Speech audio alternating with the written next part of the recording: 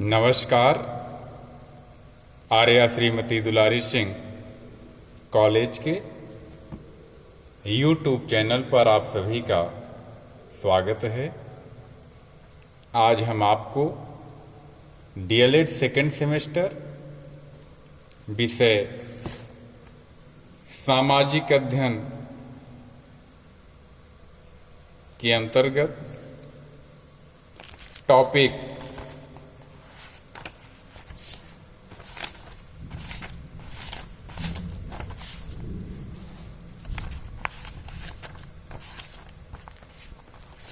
Lesson 11 का सूर्य, पृथ्वी, चंद्रमा एवं प्राकृतिक शक्तियों का मानव जीवन पर प्रभाव के अंतर्गत चर्चा करेंगे। आइए चलते हैं, शुरू करते हैं आज का टॉपिक। सूर्य, पृथ्वी, चंद्रमा एवं प्राकृतिक शक्तियों का मानव जीवन पर प्रभाव। देखते हैं सौरमंडल क्या है। सौरमंडल में 9 ग्रह, उपग्रह, क्षुद्र ग्रह, उल्कापिंड एवं धूमकेतु सम्मिलित हैं। ग्रहों में सूर्य के सबसे निकट बुध तथा सबसे दूर प्लूटो यम स्थित है। इनमें सबसे छोटा ग्रह प्लूटो यम तथा सबसे बड़ा ग्रह बृहस्पति गुरु है। सबसे कम परिक्रमण काल बुध का तथा सबसे अधिक प्लूटो का है। बुध, शुक्र एवं प्लूटो यम जिसे कहा जाता है कि उपग्रह की संख्या सबसे कम है, जबकि बृहस्पति गुरु के उपग्रहों की संख्या सबसे अधिक है। सूर्य से बढ़ते हुए दूरी के क्रम में जो ग्रह हैं, बुध है, दूसरा शुक्र है, तीसरा पृथ्वी है, चौथा मंगल है, पांचवा बृहस्पति है, छठा शनि है, सातवां यूरेनस है, आठवां नेपच्यून है और 9वां प्लूटो है। अब प्लूटो को, जो प्लूटो यम है, उसको 9 ग्रहों में शामिल नहीं किया गया है, बल्कि उसे बौने ग्रह के रूप में रखा गया है। तो जो ग्रहों की संख्या है वह अब 8 है। प्लूटो को हटा देने पे जो हमारे 8 ग्रह बचते हैं, उसमें बुध है, शुक्र है, पृथ्वी है, मंगल है, बृहस्पति है, शनि है, यूरेनस है और नेपच्यून है। सूर्य क्या है? सूर्य सन या तारा, सन और स्टार, वह आकाशीय पिंड जो अपने प्रकाश से प्रकाशित होता है तथा प्रकाश एवं ऊष्मीय ऊर्जा वितरित करता है, सूर्य अथवा तारा कहलाता है। सूर्य का व्यास पृथ्वी के व्यास का लगभग 100 गुना है और इसका द्रव्यमान पृथ्वी के द्रव्यमान का लगभग 10 लाख गुना है। सूर्य गर्म गैसों का एक गोला है जिसमें मुख्य रूप से हाइड्रोजन गैस उपस्थित होती है। सूर्य के 3 भाग हैं। पहला है नाभिक।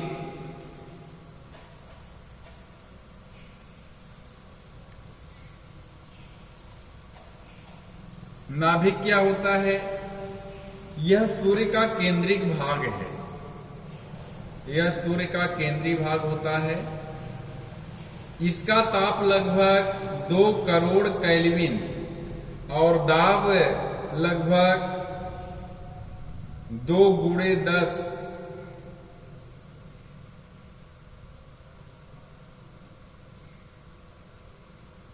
आप देख सकते हैं कि इसका जो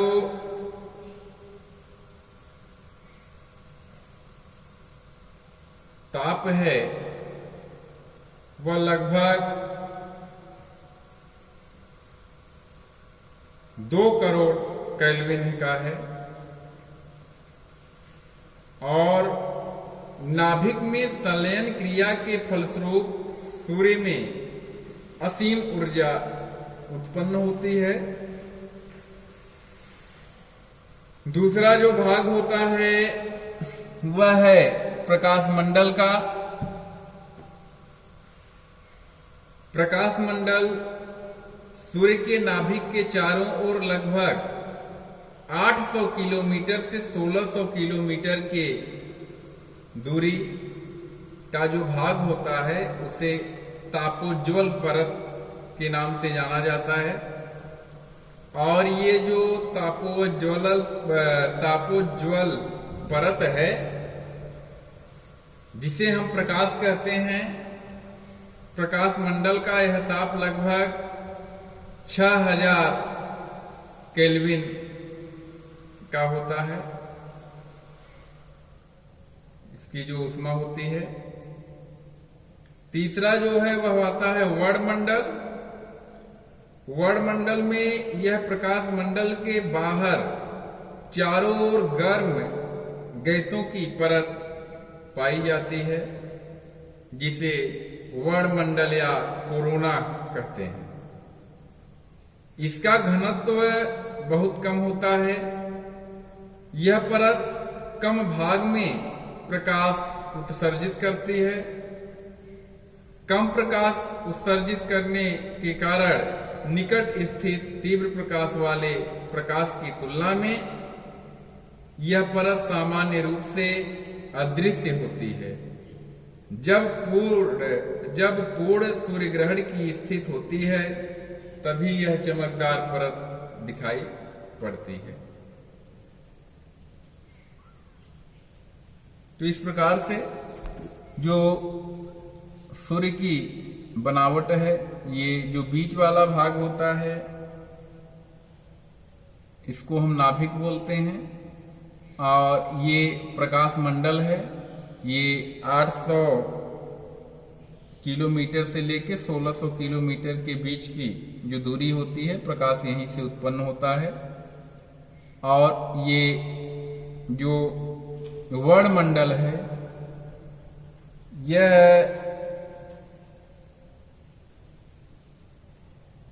प्रकाश मंडल के बाहर चारों ओर गैसों की एक परत पाई जाती है जिसे हम वर्णमंडल या कोरोना कहते हैं। जब कभी पूर्ण ग्रहण सूर्य ग्रहण की स्थिति होती है तब ये दिखाई पड़ता है। तो इस प्रकार से आपने देखा ये सूर्य की जो बनावट है। आगे देखते हैं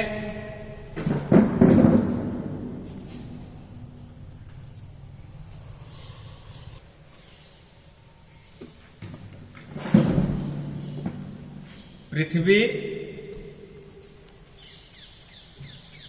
अर्थ। सौर मंडल में जितने भी ग्रह हैं उनमें से केवल पृथ्वी ही ऐसा ग्रह है जिस पर जीवन विकास संभव है। अन्य ग्रहों पर जीवन के विकास के लिए उचित एवं अनुकूल परिस्थितियां नहीं हैं। इसलिए पृथ्वी पर जीवन का विकास संभव हुआ है, क्योंकि यहाँ पे अनुकूल परिस्थितियां हैं।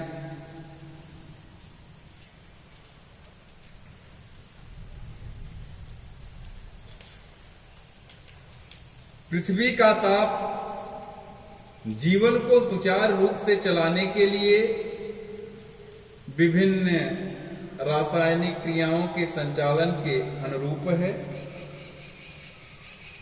पोषक तत्वों के परिवहन हेतु तरल माध्यम जल है।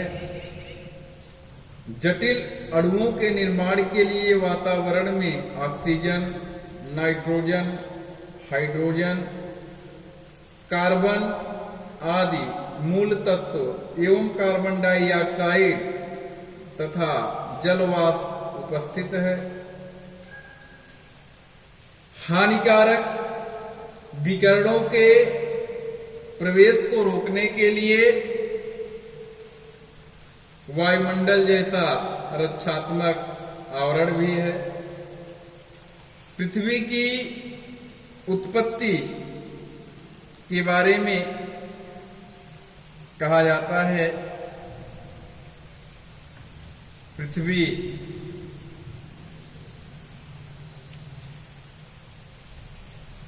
सूर्य के समान एक ग्रह है। पहले इसमें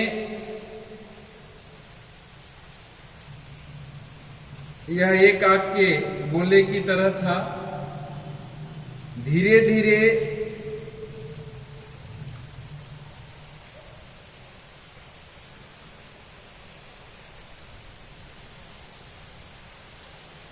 जो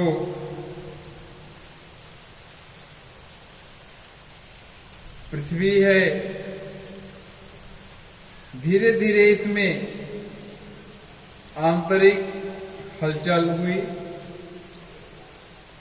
और यह जो एक गैसीय पिंड था, धीरे धीरे वह ठंडा होता चला गया।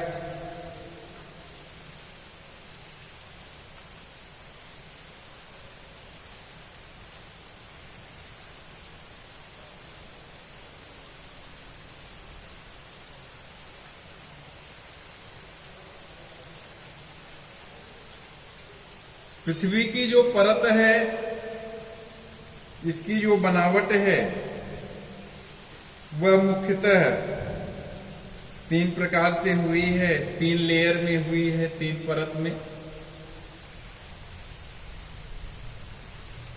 सबसे ऊपर का जो भाग है वह भूपर्पटी, जिसे क्रस्ट कहा जाता है।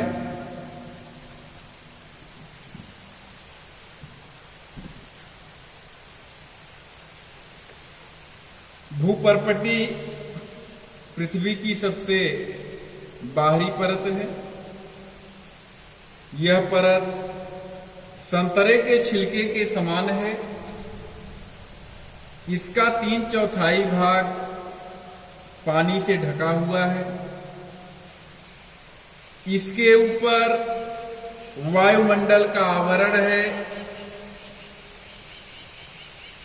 भूपर्पटी के बार बार टूटने और पुनः संगठित होने के कारण सागर और महाद्वीपों का निर्माण होता रहा। इसकी मोटाई भिन्न भिन्न स्थानों पर भिन्न भिन्न है। महाद्वीपों में यह 35 किलोमीटर से 60 किलोमीटर तक, लेकिन सागर के नीचे केवल 10 किलोमीटर ही मोटी है।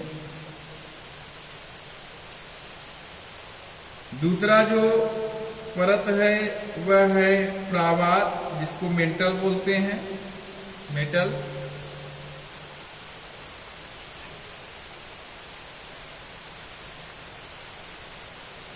यह भूपर्पटी के नीचे स्थित मध्य की परत है। यह मुख्यतः लोहे तथा मैग्नीशियम के सिलिकेटों से बनी है। यह भूपर्पटी की तली के केंद्रों की ओर लगभग 2900 किलोमीटर गहराई तक फैली हुई है। यह तरल अवस्था में है। इसका घनत्व 4.5 से 5.5 तक है। फिर आता है क्रोड 4। यह पृथ्वी की सबसे अंदर की परत होती है जो ठोस गोले के रूप में है। यह परत लोहा और निकिल से बनी है। इसका ताप लगभग 4000 सेंटीग्रेड का है। औसत घनत्व 11.0 है। यह अंदरूनी परत पृथ्वी के चुंबकीय होने के कारण है।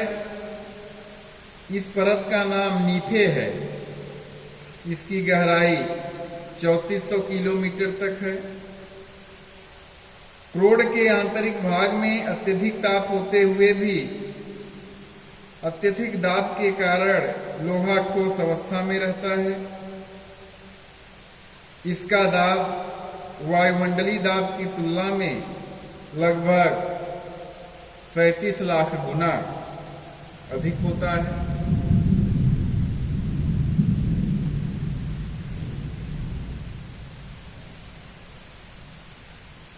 आप देख रहे हैं कि ये जो पृथ्वी की जो बनावट है, आंतरिक भाग जो होता है यह क्रोड होता है। इसका तापमान जो है लगभग 4000 सेंटीग्रेड का होता है और औसत घनत्व जो है 11.0 का है। 11.0 ये सबसे अंदर की परत होती है और ठोस गोले के रूप में यह है। इसके ऊपर का जो भाग होता है उसे प्रावार कहते हैं।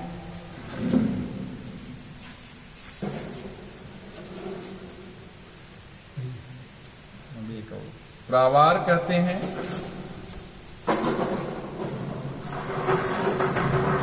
यह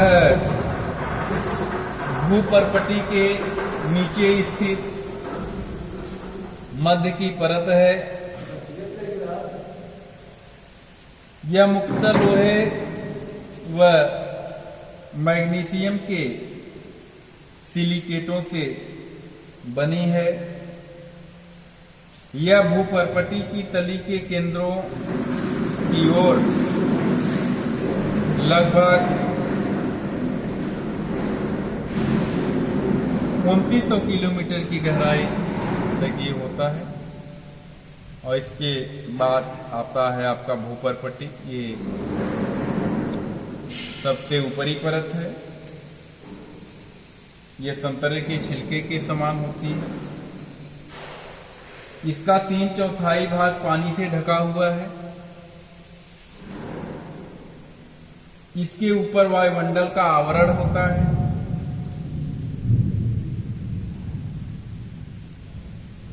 भूपर्पटी के बार बार टूटने और पुनः संगठित होने के कारण सागर और महाद्वीपों का निर्माण होता रहा।